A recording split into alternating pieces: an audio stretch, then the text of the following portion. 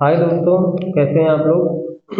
तो 2 दिन जान रहे हालत चल रही है न्योते की व्यस्तता की वजह से वीडियो नहीं बन पाया है। तो बाकी आज से आपको कंटिन्यू मिलेगा। तो हम उस दिन शायद डीसी इलेक्ट्रिकल मशीन में डीसी जनरेटर स्टार्ट कर लिए थे। और डीसी जनरेटर होता क्या है, कैसे वर्क करता है, किस एनर्जी को किस फॉर्म में कन्वर्ट करता है, ये सारी चीज़ें शायद आपको बता दी थी। यहाँ तक कि आपको प्रिंसिपल भी मैंने बता दिया था। ठीक है। और जो डीसी जनरेटर के आर्मेचर में जो विद्युत वाहक बल पैदा हुआ है, वो हमने आपको बताया था कि बेटा इसे याद रखना, ये जो ईएमएफ पैदा होता है ये एसी नेचर का होता है। कैसा होता है? एसी नेचर का होता है। उसे हम कन्वर्ट करते हैं, उसे एक दिशीय बनाते हैं, क्या लगा के? कम्यूटेटर लगा के। ठीक है। तो आज हम आपको पढ़ाते हैं, सब लोग डीसी जनरेटर के बारे में पढ़ा देते हैं, आप लोगों को भी पढ़ाया जाता है कि डीसी जनरेटर पढ़ लिए, प्रिंसिपल पढ़े, वगैरह वगैरह सब पढ़ लिए। लेकिन बेसिक संरचना क्या है, कैसे बनता है डीसी जनरेटर, तो आप मोटी मोटा मेरी बात को समझिए। आपने क्या कहा था कि सर जब किसी मैग्नेटिक फील्ड में जब किसी मैग्नेटिक फील्ड में किसी कंडक्टर को मूव कराएं या उससे फ्लक्स लिंक करवाएं, कटे फ्लक्स, तो वहां पे एक विद्युत वाहक बल पैदा होता है। यही आपने इसका प्रिंसिपल पढ़ा था, फैराडे के डायनेमिक इंडक्शन लॉ पे काम करता है। ठीक है। तो अब अगली बात को समझिए हमारी। अब आपके दिमाग में क्या आना चाहिए? जैसे आपको डीसी जनरेटर बनाना हो गया, तो आप क्या करेंगे? अब आपके दिमाग में पहली समरी आना चाहिए, भैया पहले फील्ड बना लें। पहले फील्ड बना लें। फील्ड बनाने के बाद हमारे पास कोई कंडक्टर होना चाहिए जो उसको घुमा दे उसमें, और घूमेगा तभी फ्लक्स को काटेगा, और जब फ्लक्स को काटेगा तो विद्युत वाहक बल पैदा होगा। अच्छा, विद्युत वाहक बल पैदा हो गया तो उस विद्युत वाहक बल जो पैदा हुआ वो किस नेचर का है? एसी का है। तो एसी को डीसी में कन्वर्ट करना है, उसके लिए क्या लगाते हो? कम्यूटेटर लगाते हो। अब कम्यूटेटर ने एसी को डीसी में कन्वर्ट कर दिया, दैट मीन्स जो ईएमएफ पैदा हुआ सिनुसाइडल, उसको एक डीसीए में कर दिया। तो जब एक डीसीए में कर दिया, अब उस ईएमएफ को आंतरिक परकस से बाहर लेके जाना है, लोड को देना है। तो लोड को ले जाके कौन देगा भैया? तो उसके लिए आप क्या लगाते हो? ब्रश लगाते हो, स्लिप रिंग लगाते हैं, ब्रश लगाते हैं। ठीक है। तो हमारे दिमाग में एक ओवरव्यू ये आया कि पहला नंबर हमारे पास फील्ड होनी चाहिए। पहला नंबर क्या होना चाहिए? फील्ड होनी चाहिए। जब फील्ड हो जाएगी तो एक कंडक्टर घुमाने वाला चाहिए। उसके लिए कल बात किए थे किसमें? प्राइम मूवर होता है। जब उस कंडक्टर को घुमाएंगे तभी फ्लक्स कटेगा, तो उस कंडक्टर में विद्युत वाहक बल पैदा होगा। तो मोटा मोटी क्या निकल के आया भैया? पहले फील्ड सिस्टम हो, फील्ड सिस्टम के बाद एक कंडक्टर जिसे अभी आर्मेचर बोलेंगे, फिर तीसरा नंबर क्या होगा? कम्यूटेटर, जो कि एसी को डीसी में कन्वर्ट करेगा, ये हो गया। फिर चौथा नंबर, जब ईएमएफ एज पैदा हुआ, डीसी में कन्वर्ट हो गया, कन्वर्ट करने के बाद उसको कहाँ भेजना है? लोड को देना है। तो लोड में देने के लिए आप क्या लगाते हो? ब्रश लगाते हो। तो देखिए अब अगर हम बात करें कि क्या है कहानी, तो कंस्ट्रक्शन ऑफ, ध्यान से देखिए, जिंदगी में आपको रटना नहीं पड़ेगा, गारंटी देता हूं उसकी। Construction of DC generator. ठीक है। तो पहला जो हमारे पास है वो क्या है? फील्ड सिस्टम है। क्या है? फील्ड सिस्टम है। ठीक है। पहला क्या है? फील्ड सिस्टम है। दूसरा कंडक्टर, यानी जिसे आप आर्मेचर कहते हो। ठीक है, आर्मेचर हो गया। तीसरा क्या है? इसी को घूर्णी भाग कहते हैं जनरेटर का, अभी बताऊंगा। तीसरा पार्ट जो है आपका, वो क्या होगा? कम्यूटेटर होगा। क्या होगा? कम्यूटेटर होगा। चौथा पार्ट आपका क्या होगा? ब्रश होगा। क्या होगा? ब्रश होगा।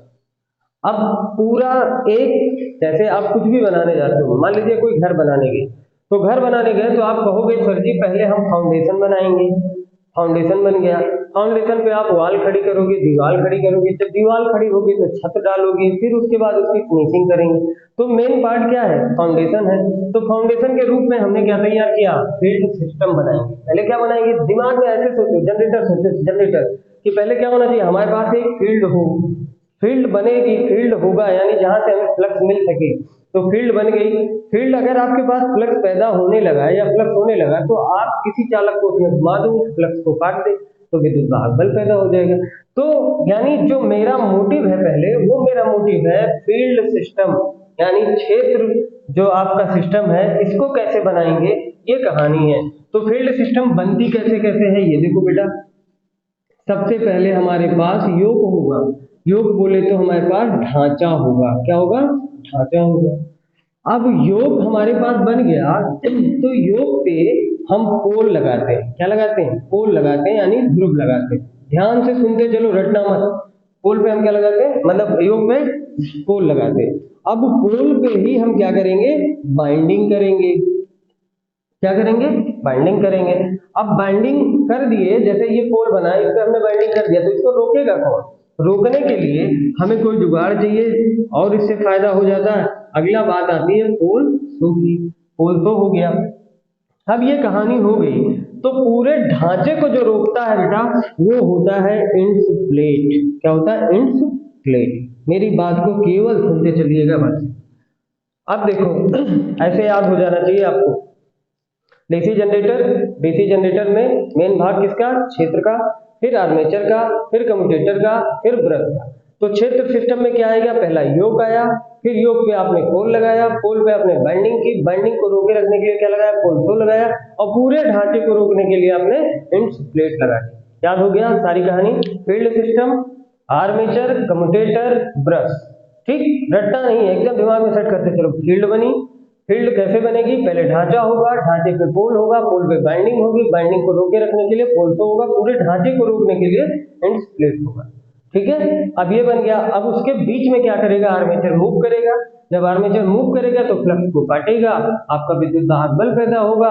वो विद्युत दाहक बल जो पैदा हुआ, मैं बार बार कह रहा हूँ, कैसा होगा, एसी होगा, एसी। तो उसको एसी को डीसी में कन्वर्ट करोगे तो क्या लगाओगे, कम्यूटेटर लगाएंगे। और कम्यूटेटर जब डीसी में कन्वर्ट कर दिया, तो उस पावर को बाहर लोड को देनी है, तो वो काम क्या करता है, ब्रश करता है। तो इतना नोट करिए, फिर मैं अभी आपको फिगर बना के बढ़िया स्ट्रक्चर दिखाता हूँ। रटना मत, केवल समझना। अभी फिगर बन जाएगा, एकदम आपके दिमाग पर डिट्टो सेट होगा, परेशान मत होइए।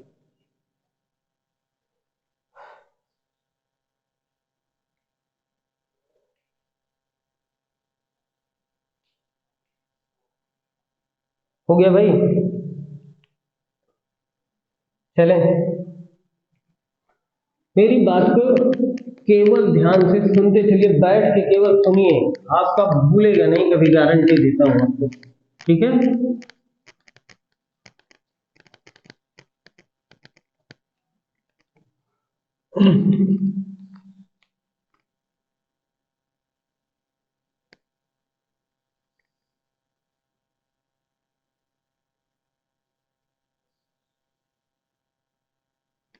ठीक,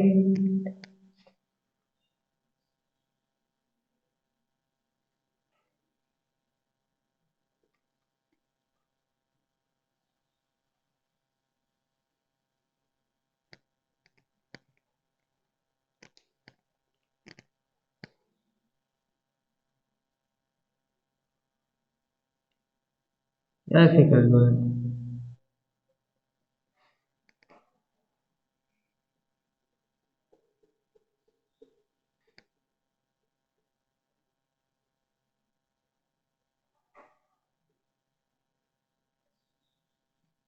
ये अब इस पे पोल लगते हैं बेटा, देखो ऐसे।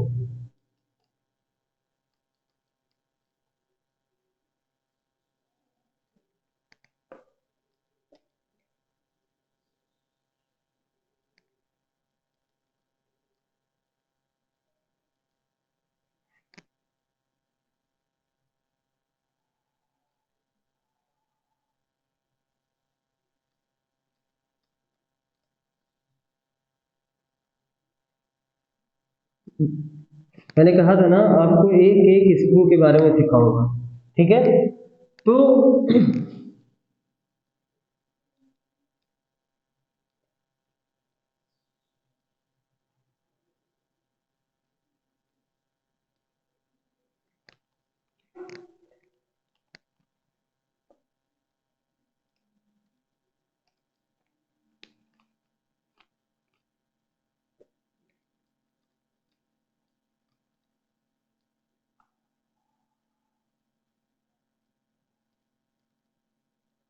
ध्यान से देखते चलिए, कैसे कैसे बना रहा हूँ ये देखते चलिए। अभी आपको सब कुछ रटना नहीं पड़ेगा, एकदम रटना नहीं।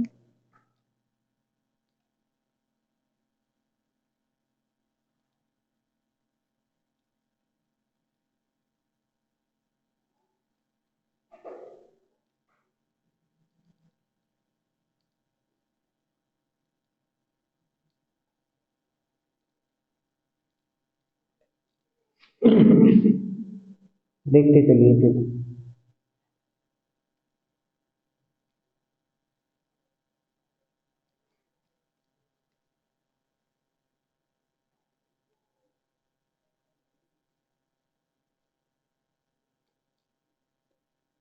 आराम से आप लोग भी साथ ही में बनाते रहिए, ताकि ज्यादा देर रुकना ना पड़े। ठीक, ये कहानी हो गई। अब इसी पे ये देखो बाइंडिंग हो गई। क्या हो गई? बाइंडिंग हो गई। ठीक है, ये पोल बना, इस पोल पे हमने बाइंडिंग कर दिया। ठीक, अब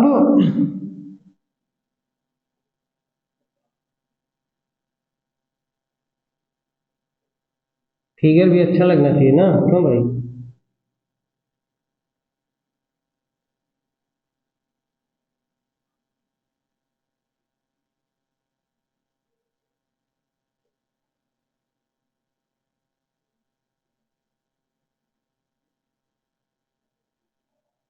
ये कहानी, ठीक है।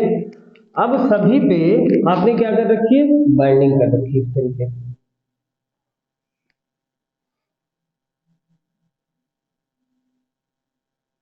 ठीक, ये बाइंडिंग कर रखी है। आप देखो बेटा हमारी बात को, जो ये चीज देख रहे हैं ना, मेरी बात को ध्यान से सुनिए। ये चीज जो देख रहे हो, ये यहीं पे ऐसे स्क्रू लगा होता है। क्या लगा होता है? स्क्रू लगा होता है, ऐसे इस तरीके से। ठीक है, इसको क्या बोला जाता है पता है आपको? इस स्क्रू का नाम पता होगा? नहीं, चलो मैं बताता हूँ।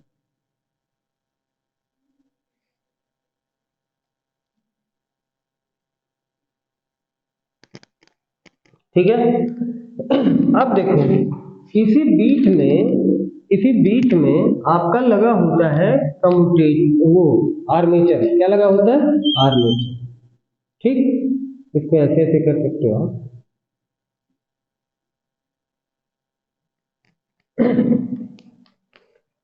अभी सब का नाम दे रहे हैं, ध्यान से सुनो।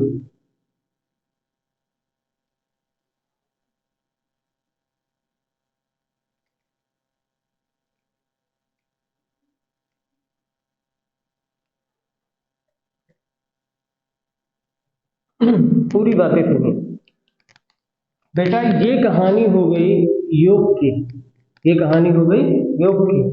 ये आपका हो गया क्या? पोल। ये क्या हो गया? पोल। ये हो गया आपका पोल सो। क्या हो गया? पोल सो। ये आपका हो गया, ये इसको यहां से ले लें, जो नीला नीला है, ये हो गई आपकी बाइंडिंग। क्या हो गई? बाइंडिंग। यहाँ जो स्क्रू लगते हैं ना, इसे बोलते हैं काउंटर संक स्क्रू। क्या बोला जाता है? काउंटर संक स्क्रू से पोल को योग पे काउंटर संक स्क्रू से कसे जाते हैं। ठीक, और ये आपका निकल के आ गया आर्मेचर। क्या निकल के आ गया? आर्मेचर। ठीक है, ये जो देख रहे हो ना, ऐसे ऐसे ये दिख रहा, देखो ऐसे करके, ऐसे ऐसे, ये यही है पिरामिड, जो क्या करता है? पूरे ढांचे को संभालता है। क्या बोलते हैं इसको? इंच प्लेट बोला जाता है। क्या बोलते हैं? Inch plate. ठीक, तो ये स्ट्रक्चर है किसका? आपका मोटा मोटी। अभी कम्यूटेटर और ब्रश को नहीं दिखाया हूं। ठीक है, तो ये कहानी है किसकी? जनरेटर की संरचना की। ठीक है, अब आप इसको नोट करिए फटाक से। हो गया भाई? बना लिए। अब देखो, मैंने आपके दिमाग में जब समरी डाली, क्या वो आया? क्या दिमाग में आया? मैंने कहा कि हाँ, पहले भैया ढांचा बनाओ। ढांचा बनाया, ढांचा के ऊपर पोल लगाओ, पोल लगाया। पोल के ऊपर क्या किया, वाइंडिंग किया, वाइंडिंग के ऊपर क्या लगाया, पोल शू लगाया, बीच में आपने रख दिया क्या, आर्मेचर, इसी के बीच में घूमेगा, पहला काम। और पूरे ढांचे को रोकने के लिए आपने क्या लगा दिया, सिरा प्लेट लगा दी, उन प्लेट लगा दी। ठीक है, अब सब चीजों को एक एक करके मैं बताऊं। तो अगर आपसे पूछे कि देखिए, मशीन पढ़ने का मतलब ये है कि किस चीज का ये बनता है, पहली चीज उसकी प्रॉपर्टी आपको क्लियर होनी चाहिए, फिर काम क्या करता है ये क्लियर होना चाहिए। ठीक है, अगर ये ना रहा तो क्या होगा, ये भी होना चाहिए। अगर ये ना रहा तो क्या होगा, ये भी आपके पास होना चाहिए। मेरा मतलब समझे, मशीन में क्या क्या आया, किस चीज का बना है, काम क्या है, अगर ना लगाए तो क्या होगा। ठीक, तो ये सारी चीजों को जानना है। तो योग जो होता है ये ढलवा लोहे या गढ़ा हुआ लोहा जो है अपना आप समझते होंगे, तो ये उसका बनाया जाता है। काम क्या है इसका, काम क्या है कि अगर हम अभी कैसे ऐसे पोल लगा देते, ऐसे पोल लगा देते, बाइंडिंग कर देते, करंट फ्लो करवा देते, तो फ्लक्स चाहे जहां मन करता है तहां बहेगा। ठीक है, लेकिन जब हमने योग लगा दिया तो इसका मतलब ये हो गया भैया इतने में ही आपका फ्लक्स होना है, बाकी से कोई मतलब नहीं है। अब ये यहाँ यहाँ पढ़ के आ गया तो अब इतने में ही आपका फ्लक्स होना चाहिए, एंड तब भी इधर उधर फ्लक्स बहता है, जो कि हानि के रूप में आगे बताऊंगा। तो काम क्या हुआ, जैसे योग किसका बनाया आपने, ढलवा लोहे, गढ़ा हुआ लोहा, इन सब का ढलवा लोहा बनाया जाता है। ठीक है, अब बन गया भाई ढलवा लोहा, ढलवा लोहे का योग बन गया। योग का काम क्या है, योग का काम क्या है, तो योग का काम है फ्लक्स प्रवाह को पथ प्रदान करना। क्या काम है, फ्लक्स प्रवाह को पथ प्रदान करना, यानी जो फ्लक्स फ्लो होगा, जो आपका बिल्डअप होगा फ्लक्स, उसको एक पथ देना। ऐसा नहीं कि पता चले कोई ईद घाट जा रहा, कोई बीर घाट जा रहा, ऐसा नहीं, मतलब एक पर्टिकुलर एरिया में उस फ्लक्स को रहना है। ये कहानी हो गई। अब देखो, तो अगर आप चाहें तो हम इस फिगर को मिटा दें, फिगर को मिटा दें, आपके पास फिगर है ही है, तब मैं एक एक चीज को थोड़ा थोड़ा लिख दे दूंगा ना, तो आपके लिए बेहतर रहेगा मेरे हिसाब से। ठीक है, देखिए, या चलो इसको थोड़ा सा मिटा लिए, बाकी रहेगा। योग की बात की है हम, किसकी, योग की। तो योग को बताया मैंने कि ढलवा लोहे का बनाते हैं, ढलवा लोहे या गढ़ा लोहा। ठीक है, गढ़ा लोहे का भी बनाते हैं। अगर इनका ना बनाते तो क्या होता, अगर इनका ना बनाते तो क्या होता, जरा ये भी बताओ। हम और कोई आयरन लगा लेते तो क्या होता, तो क्या होता बेटा कि जब, और मान लीजिए आप लगाते नर्म लोहा वगैरह लगाते, तो नर्म लोहा लगाते तो इनका फ्लक्स यहीं अवशोषित हो जाता, तब इधर ना होगा। बात समझ गए, क्यों, क्योंकि उसकी चुंबकशीलता इनकी अपेक्षा ज्यादा है। जब उनकी चुंबकशीलता ज्यादा है तो फ्लक्स इधर ही चला जाएगा। बात समझ गए ना, तो फिर जब तब यहाँ पूरा फ्लक्स ना आ पाता, इनकी चुंबकशीलता उनकी अपेक्षा कम होती है, इसीलिए ये फ्लक्स ज्यादा अवशोषित नहीं होता है, बल्कि इधर आ जाता है। तो ढलवा लोहे का बनाते हैं या गढ़ा लोहे का बनाते हैं। काम क्या है इनका, इनका काम है फ्लक्स प्रवाह को पथ प्रदान करना, पथ प्रदान करना। अब फिर आपसे तीसरा क्वेश्चन करता कि अगर हम योग लगाते ही ना तो क्या होता, योग लगाते ही ना तो क्या होता, तो भैया पोल को किस पे बिठाओगे, पोल कहाँ लगाएंगे आप, कोई ना कोई बेस चाहिए जिस पे पोल लगाओगे आप, तो इसलिए बगैर योग के हमारा कोई काम नहीं हो सकता। ठीक, तो किसका बना, ढलवा लोहे का या गढ़े लोहे का। काम क्या है, फ्लक्स प्रवाह को पथ प्रदान करना। आपसे कोई क्वेरी करे कि भैया हम ये वाला लोहा ना लगा के हम नॉर्मल लोहा लगाएंगे, तो आप बताइएगा कि सर उनकी चुंबकशीलता ज्यादा होती है तो फ्लक्स अवशोषित हो जाएगा, वहीं चला जाएगा, इसलिए ढलवा लोहे का ही बनाते हैं। ठीक, ये कहानी हो गई किसकी, योग की, समझ में आ गया होगा। अब फिर से सुनो, पोल की बात कर लें, किसकी बात कर लें, पोल की। पोल बोले तो ध्रुव, ठीक है, ध्रुव को ध्यान से सुनना मेरी बात, ध्रुव जो बनता है वो सिलिकॉन स्टील, सिलिकॉन स्टील की पतली पतली पत्तियों को लैमिनेट करके, अब मैं पूरा नहीं लिख रहा हूं, वर्निश की परत चढ़ा के आपस में संगठित करके बनाया जाता है। अब दो चीजें हैं, लैमिनेशन का मतलब क्या समझते हो? बहुत, मैं जब ऑफलाइन पढ़ाता हूँ ना तो कुछ बच्चों से पूछा सर लैमिनेशन का क्या मतलब है, तो उन्होंने कहा सर जी वही चढ़ा देते जैसे मार्कशीट पे चढ़ाया जाता है। तो आप ऐसा ना समझिएगा, लैमिनेशन का मतलब होता है कि कितना पतला उस कोर को काट सकते हो। लैमिनेशन का मतलब क्या हो गया कि कोर को कितना पतला काट सकते हो, वही लैमिनेशन होता है।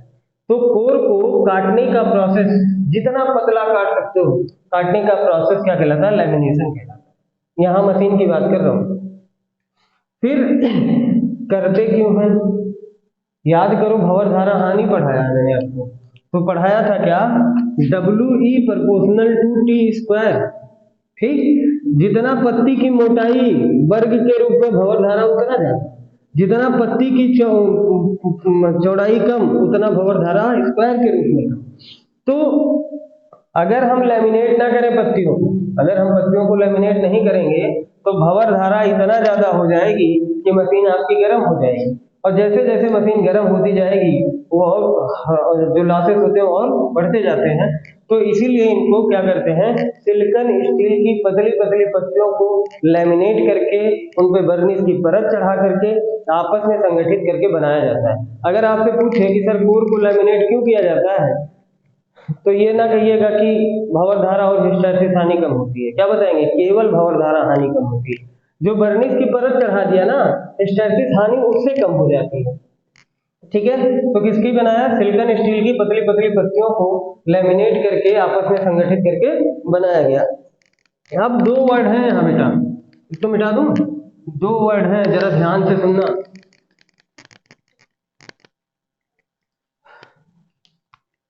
लिखा है सिलिकॉन स्टील। क्या लिखा है? Silicon steel.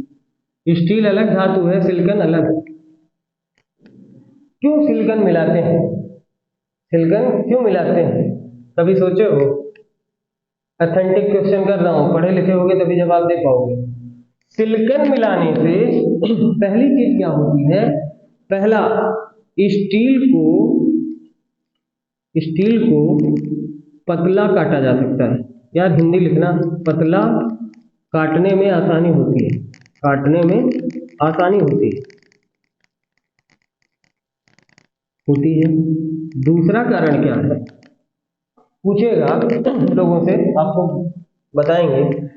पहली चीज तो जो कोर हम काटते हैं ना उनको पतला, जितना पतला काटो, मैंने कहा ना कि जितना पतला काटोगे फायदा उतना ज्यादा होगा, तो पतला काटने में सहायक होता है। फिर दूसरी चीज है कि सिलिकॉन की प्रतिरोधकता ज्यादा होती है कंपेयर टू स्टील के, तो प्रतिरोधकता ज्यादा हो जाती है, प्रतिरोधकता बढ़ जाती है, जिससे भंवर धारा हानियां कम हो जाती हैं, भंवर धारा हानियां कम हो जाती हैं। तीसरा भी कारण है बच्चा, बताएं? तीसरा भी कारण है। तीसरा कारण क्या है? चुंबकशीलता बढ़ जाती है।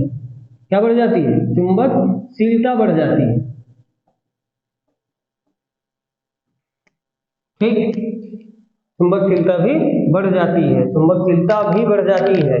तो फायदा क्या हुआ? सिलिकॉन मिलाने का हमारे पास बहुत एरिया फायदा होता है। कितना मिलाया जाता है, चौथा पॉइंट, कितना मिलाया जाता है। तो कितना मिलाया जाता है बच्चा? तो 2% से लेकर के 4% तक सिलिकॉन मिलाते हैं। 2% से लेकर के 4% सिलिकॉन को मिलाया जाता है जब कोर बनाते हैं सिलिकॉन स्टील की लैमिनेटेड पत्तियों की।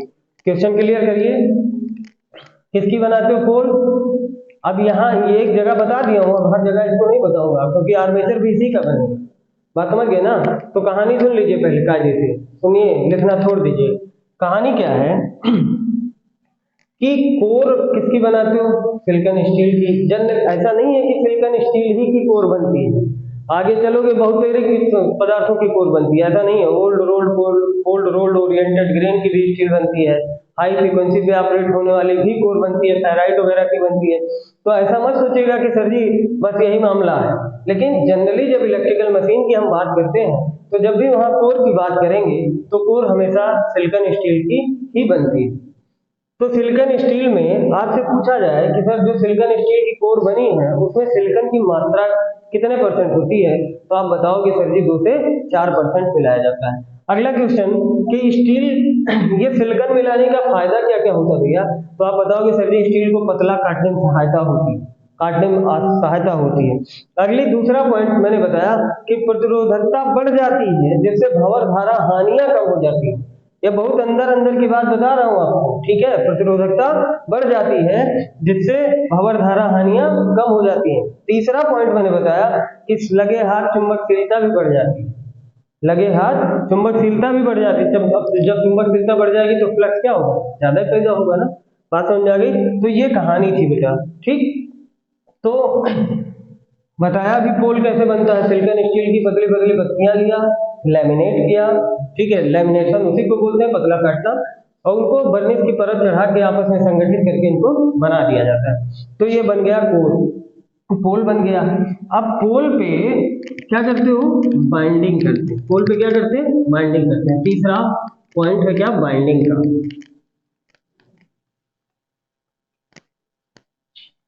तीसरी कहानी है बाइंडिंग की। इसमें भी अंदर चल के बताया आपको। बाइंडिंग, बाइंडिंग जो होती है वो इनेमल्ड कॉपर वायर की होती है। इनेमल्ड कॉपर वायर, कॉपर वायर। अब पूछो सर जी ये क्या है, तो जैसे कॉपर वायर लीजिए, इसे पकड़ खींच दीजिए, ठीक। कॉपर वायर लीजिए इसे और दांत से पकड़ के खींच दीजिए, तो देखिए उसके जो कॉपर का रंग होता है वो उड़ जाता है, निकल जाता है। तो ऐसा इसलिए करते ताकि इंसुलेशन बढ़ जाए। तो कॉपर वायर की बाइंडिंग होती है, यहाँ कोई विशेष बाइंडिंग नहीं होती, ध्यान रखना। नहीं तो आपके दिमाग में आएगा सर जी अरे वो लैप बाइंडिंग और वेब बाइंडिंग होती होगी, ऐसा कुछ नहीं है। इस पे केवल कॉपर वायर को लपेटा जाता है, कॉपर वायर को लपेटा जाता है। किस पे, जब पोल की बात करेंगे तो, ठीक। जब आर्मेचर की बात करेंगे तो वहां भी बाइंडिंग होती है, वहां पे कौन सी बाइंडिंग होगी तब वहां बताएंगे, लैप बाइंडिंग और वेब बाइंडिंग। तो इस पे क्या किया, पोल पे आपने कॉपर वायर को लपेट दिया, यानी इसकी बाइंडिंग कर दी। अब बात आती है किसकी, बात आती है पोल शो की। किसकी बात आती है, पोल शो की। पोल शो, इसको हिंदी में बोलते हैं ध्रुव नाल। नाल जानते हो, नाल पहनाई जाती है। कि नाल कैसे पहनाई जाती है, जैसे ये है, इसके इसके डाया से बड़ा होगा वही नाल होगा, ठीक। तो ध्रुव के ऊपर जो नाल पहनाई जाती है, सिंपल सी बात है, ध्रुव का डाया क्या होगा, बढ़ेगा, उससे ज्यादा डाया होगा तभी नाल बन पाएगा। तो ये कहानी सुनिए। इस ध्रुव नाल का दो काम है, बनेगा किसका, जिसका पोल बना उसी का ध्रुव नाल बना, यानी किसका, सिलिकॉन स्टील की पतली पतली लैमिनेटेड पत्तियों का ही से ये ध्रुव नाल बनता है, ठीक। काम क्या है, ध्रुव नाल के दो काम है। क्या काम है, दो काम। पहला, बाइंडिंग को रोके रखने का काम करता है। क्या करता है, बाइंडिंग को रोके रखने का काम करता है, ठीक है बच्चा, रखने का कार्य करता है, ठीक। दूसरा काम क्या है, दूसरा काम है ध्रुव से उत्पन्न फ्लक्स को, देखो समझो, यहां समझने वाली बात है। अगर ये ध्रुव नाल ना होता, ध्यान से सुनो, अगर ये ध्रुव नाल ना होता तो ये फ्लक्स आर्मेचर पे इतना ही पे तो पड़ता, समझ रहे ना, इतने पे ही तो पड़ता। फिर इसका वाला इतने पे पड़ता, इसका वाला इतने पे पड़ता, इसका वाला इतने पे पड़ता, इतना इतना क्या होता है, छूटता जाता है, छूटता जाता है, छूटता जाता है। तो जब आर्मेचर की परिधि पर, जो उसकी परिधि है उस पर फ्लक्स नहीं पड़ेगा, पड़ेगा तो कटेगा क्या, नहीं कटेगा ना। जब कटेगा नहीं तो फायदा क्या होगा, जितने पड़ रहा उतने से कट रहा, उतने से विद्युत वाहक बल पैदा होगा, तो विद्युत वाहक बल ज्यादा नहीं पैदा होगा। अब जब आपने ध्रुव नाल लगा लिया तो एक पंथ दो काज, बात को समझिए। पहला काम तो ये इसको रोक लिया, दूसरी चीज इस फ्लक्स को यहां तक फैला दिया, देखो यहां तक, और फैलाने के बाद यहां तक डालना, आर्मेचर की परिधि पे यहां तक पड़ा, फिर इसका यहां तक पड़ा, फिर इसका यहां तक पड़ा, फिर इसका यहां तक, तो कहीं छूटा, कहीं आर्मेचर की परिधि छूटी, नहीं छूटी। तो काम क्या किया कि भैया पहला काम तो ये बाइंडिंग को रोका, दूसरा काम क्या किया कि इस पोल से जो फ्लक्स उत्पन्न हो रहा है ये आर्मेचर की परिधि पर उसको फैलाने का भी काम कर रहा है, ठीक है। आर्मेचर की परिधि पर उसको फैलाने का भी काम करता है। जब ज्यादा फैलाएगा तो जितना आर्मेचर की परिधि में पड़ेगा उतना ज्यादा कटेगा, और जितना ज्यादा कटेगा उतना ज्यादा विद्युत वाहक बल पैदा होगा। तो ये अहम रोल अदा करता है। दो काम कौन कौन से? पहली चीज बाइंडिंग को रोके, दूसरी चीज क्या? ध्रुव से उत्पन्न फ्लक्स को आर्मेचर की परिधि पर फैलाने का भी काम करता है। ठीक, ध्रुव नाम समझ में आ गया।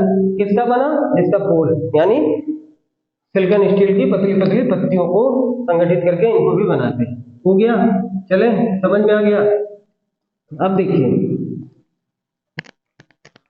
ध्रुव नाल हो गया भैया। अब एक आता है इंस प्लेट। पहले फील्ड सिस्टम खत्म कर लो। इंस प्लेट, इसको बोलते हैं सिरा प्लेट। काम क्या? बना किसका? माइल्ड स्टील का बना होता है। किसका बना होता है? माइल्ड स्टील का। किसका बना? माइल्ड स्टील का बना। अरे जैसे ढांचा बना दिया ना तो उसको रोकता है बस, और कोई काम नहीं करता है। किसका बना? माइल्ड स्टील का बना। काम क्या है? ढांचा को सपोर्ट देना, सपोर्ट प्रदान करना, सपोर्ट प्रदान करना। किसका बना? माइल्ड स्टील का बना। ये कहानी हो गई खत्म। ठीक है, ये कहानी हो गई खत्म। अब आगे देखो जरा, चले पूरा मिटाऊंगा। ठीक,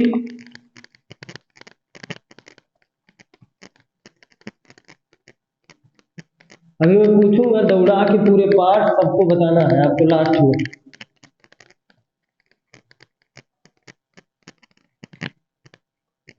देखिए एक होता है फील्ड सिस्टम खत्म, शुरुआत जहां से किए थे याद करो। अब आ गया क्या? आर्मेचर। क्या आया? आर्मेचर। पहला काम बनता कैसे है? आपके यहाँ तो आकार भी पूछता है। कैसा होता भैया? बेलनाकार। कैसा होता? बेलनाकार होता है। ठीक है, कैसा होता? बेलनाकार होता है। इस पे अर्धबंद, पूर्ण बंद खांचे कटे होते हैं। खांचों की चर्चा भी करेंगे, फिर टेंशन न लेना। इस तरीके से, ठीक है, बात समझ आई? तो इस पे खांचे कटे होते हैं। इसी खांचे में बाइंडिंग की जाती है। क्या करते हैं? बाइंडिंग करते हैं। बात करूंगा, पहले आप पार्ट्स पढ़ो, पार्ट्स की बात कर ले तब इनकी बात करूंगा। बाइंडिंग यहाँ दो तरीके की होती है, एक लैप बाइंडिंग होती है और दूसरी वेब बाइंडिंग होती है। ठीक है, एक लैप बाइंडिंग होती है, दूसरी वेब बाइंडिंग होती है। तो पहला काम, पहला पॉइंट इसमें क्या लिखेंगे? ये डीसी मशीन का, ये डीसी मशीन का घूर्णी भाग होता है। क्या होता है? घूर्णी भाग होता है, घूर्णी भाग होता है। पहला काम आपसे पूछे कि डीसी मशीन में का कौन सा भाग घूमता है, तो आप बताओगे सर डीसी मशीन का आर्मेचर जो है वही घूमता है। क्या घूमता है? आर्मेचर घूमता है। किसका बना? बताओ भैया, किसका बना? जिसका पोल बनाए थे, laminated silicon steel, silicon steel का। ठीक है, काम क्या है? फिर आपसे यही पूछा अगर छोटा सा पॉइंट कि डीसी जनरेटर में विद्युत वाहक बल कहां पैदा हुआ, तो आर्मेचर में पैदा हुआ। कहां हुआ? आर्मेचर में। तो विद्युत वाहक बल आर्मेचर में पैदा होता है, आर्मेचर में पैदा होता है।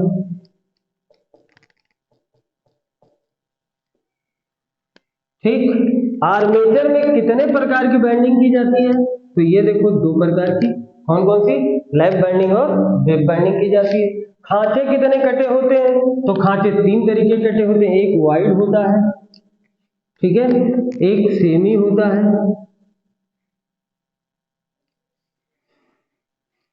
ठीक, एक क्लोज होता है, पूरा बंद खांचा। ठीक, तो ये वाइड हो गया, बहुत अच्छे अच्छे से बनते हैं, किताबों में बहुत बने। ये सेमी क्लोज हो गया, ठीक है, और ये पूर्ण बंद, फुल्ली क्लोज हो गया। ठीक है, बात मेरी समझो बच्चा, लिखना छोड़ दो। पहली चीज सुनिए, आर्मेचर क्या है? डीसी जनरेटर का घूर्णी भाग है। ठीक है, किसका बना होता है? लैमिनेटेड सिलिकॉन स्टील की पतली पतली पत्तियों को आपस में संगठित करके बनाया जाता है। लैमिनेटेड क्यों करते हैं? वही बात, बवल धारा हानि को कम करता है। और फिर वर्निश की परत चढ़ा देते हो तो हिस्टैरिसीस कोएफिशिएंट घट जाता है, जिससे हिस्टैरिसीस हानियां भी कम हो जाती है। काम क्या है? विद्युत वाहक बल आर्मेचर में ही उत्पन्न होता है, इसी में विद्युत वाहक बल उत्पन्न होता है, क्योंकि ये घूमता है और फ्लक्स को काटता है। फिर इसमें खांचे कटे होते हैं। खांचे कितने प्रकार के? वाइड, सेमी क्लोज्ड और फुल्ली क्लोज्ड, अर्धबंद, पूर्ण बंद और खुला हुआ खांचा, ये खांचे होते हैं। इन्हीं खांचों में बाइंडिंग की जाती है, किसकी? लैप बाइंडिंग की और वेब बाइंडिंग की जाती है। बाइंडिंग किसकी की जाती है? कॉपर वायर की जाती है। किसकी की जाती है? इनेमल्ड कॉपर वायर की जाती है। तो ये कहानी हो गई आर्मेचर की। फिर अगर आपके यहाँ छोटा छोटा क्वेश्चन पूछता है, सर भैया आर्मेचर का आकार कैसा होता है, तो आप बताओगे सर जी बेलनाकार होता है। कैसा होता है? बेलनाकार। ठीक, इससे ज्यादा आप यहाँ आर्मेचर से कभी जिंदगी में नहीं क्वेश्चन पूछ सकता, गारंटी। चलो भाई नोट करो फटाफट।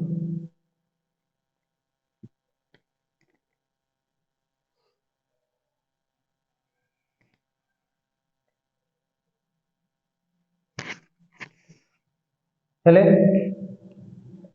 अब आओ, चले हटा दें।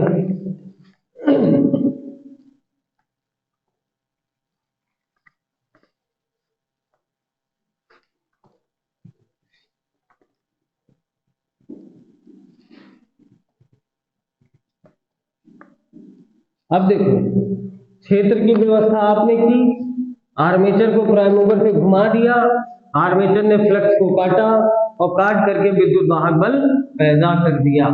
तो आर्मेचर में जो विद्युत वाहक बल पैदा हुआ वो कैसा रहा? एसी का। अब उसी एसी को डीसी में कन्वर्ट करना है। तो इस शेप में आपका क्या होता है? कम्यूटेटर होता है, बी शेप में। ठीक है, बी शेप में आपका कम्यूटेटर होता है, जैसे मैंने पहले ही आपको बताया है। इस पे भी सेगमेंट कटे होते हैं। क्या कटे होते हैं? सेगमेंट होते हैं, खंड होते हैं, खंड। ठीक है, अब देखो कहानी करें, ये इतना बढ़िया नहीं होता, मतलब और थोड़ा तिरछा ही होता है, परेशान न होइएगा, बुक में आपके बढ़िया फिगर दिए गए हैं, देख सकते हैं। पहला काम, बना किसका भैया? तो बना किसका? तो हिंदी में लिख रहा हूं, हार्ड ड्रॉन कॉपर सेगमेंट। किसका बना? हार्ड ड्रॉन कॉपर सेगमेंट का बना। यानी हिंदी में बोले तो इसे बोलेंगे कठोर कर्षित ताम्रखंड। कठोर कर्षित ताम्रखंड। ठीक, खंड के रूप में सेगमेंट होते हैं, एक सेगमेंट, दो सेगमेंट। सेगमेंट की मोटाई 0.3 mm से 0.5 mm होती है। ठीक है, कितना? 0.3 mm से 0.55 mm भी लिखा रहेगा। तो इसके सेगमेंट वहां भी सिलिकॉन स्टील की जो पतली पत्तियां बनाते हैं 0.3 mm से 0.5 mm तक होती हैं। ठीक है, याद रखिएगा। तो किसका बना? कठोर कर्षित ताम्रखंड का बना। काम क्या है? काम क्या है कि उत्पन्न विद्युत वाहक बल या धारा को एक दिशीय करना। क्या काम है? एक दिशीय करना। ठीक, इसे तीसरा पॉइंट देखना बच्चा, इसे यांत्रिक रेक्टिफायर भी कहा जाता है। इसे यांत्रिक डिस्टकारी भी कहा जाता है। डिस्टकारी भी कहा जाता है। अब आप पूछो सर जी अगर इसको ना लगाए तो? अगर इसको ना लगाए तो जनरेटर तो है ही है, विद्युत वाहक बल पैदा कर रहा है। कैसा? बस एसी जनरेटर हो जाएगा। क्या हो जाएगा? एसी जनरेटर हो जाएगा। जब हम अल्टरनेटर पढ़ेंगे सिंक्रोनस मशीन में तो वहां इनकी कहानी खत्म हो जाती है और वो बन जाता है क्या? AC generator. सारा प्रिंसिपल सेम है, नोट कर लो फटाक से।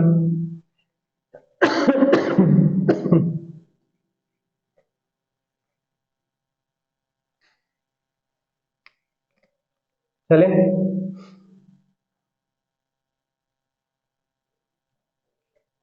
आप लोग अपनी मेहनत करते रहिए, सब्सक्राइबर वगैरह जो भी हैं उनको पढ़ाते रहिए।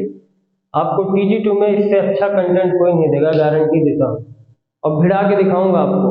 तो 5000 की सीरीज आ रही है ना, 80 से 90% बोला हूँ, 80 से 90, 75 से 80, इतना 100% भिड़ा के आपको दूंगा क्वेश्चन।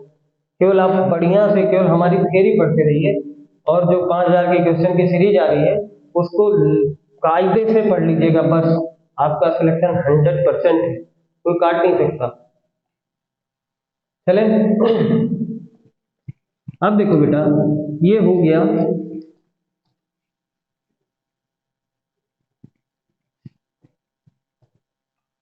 अब बात करेंगे किसकी? बात करेंगे ब्रश की। किसकी बात करेंगे? ब्रश की। यही लास्ट ब्रश। तो पुराने जमाने में बेटा नाई जो होते थे वो कितनी बड़ी पेटी लेके चलते थे पुराने जमाने में।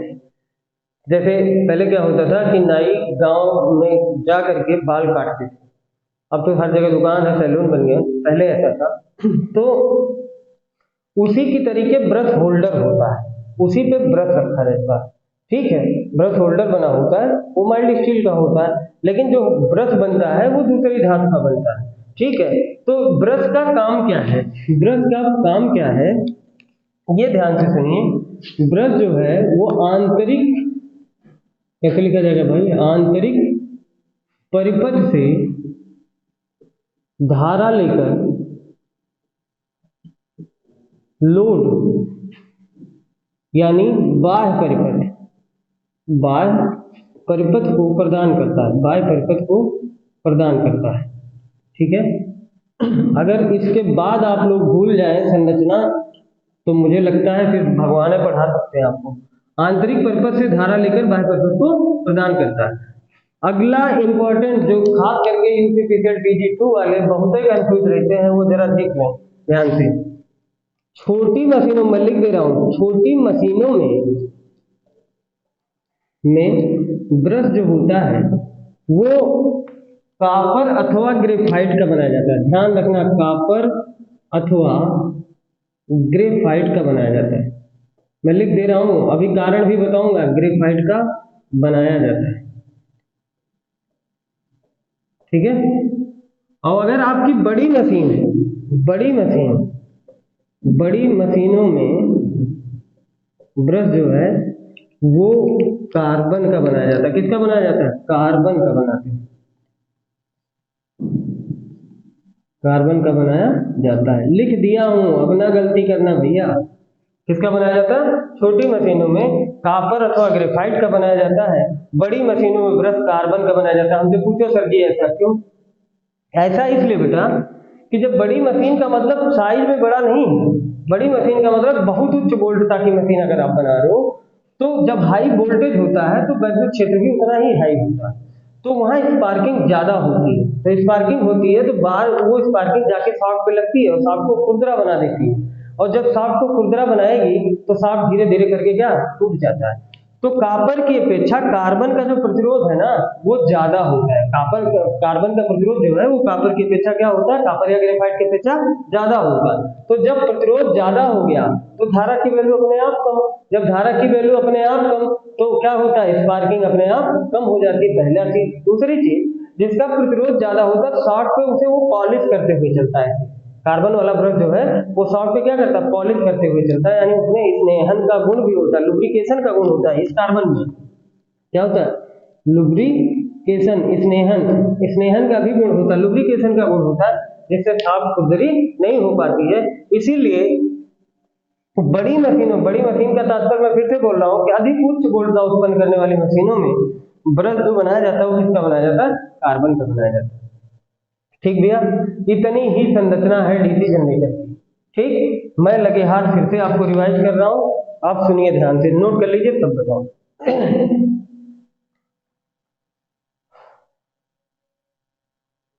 सुनिएगा, मैंने कहा डीसी जनरेटर की संरचना पढ़ लो। डीसी जनरेटर की संरचना को बहुत हवा मत भरो कि क्या करें, मशीन है, ऐसा है वैसा, कुछ भी नहीं। देखो बैठे होगे, समझ में आपको आ गया, गिनती पे गिनाओ।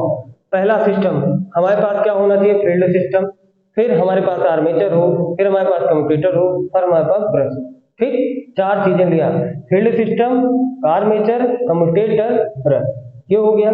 फिर आप फील्ड सिस्टम को कैसे बनाया? तो आपने ढांचा बनाया, ढांचे पे पोल लगाया, पोल पे बाइंडिंग किया, बाइंडिंग पे पोल सो लगा दिया, और पूरे ढांचे को रोकने के लिए आपने इंसुलेट लगा दिया, ठीक। फिर आर्मेचर पढ़ लिया, कम्यूटेटर पढ़ लिया, ब्रश पढ़ लिया, किसका बना, क्यों बना, काम क्या है, ये जान गए तो हम आशा करते हैं कि आपको इससे एक बैग आपको अपने दिमाग में सेट होगा, रटना नहीं, ठीक है। कायदे से मेहनत करते रहिए। तो थैंक यू, कल मुलाकात होगी, धन्यवाद।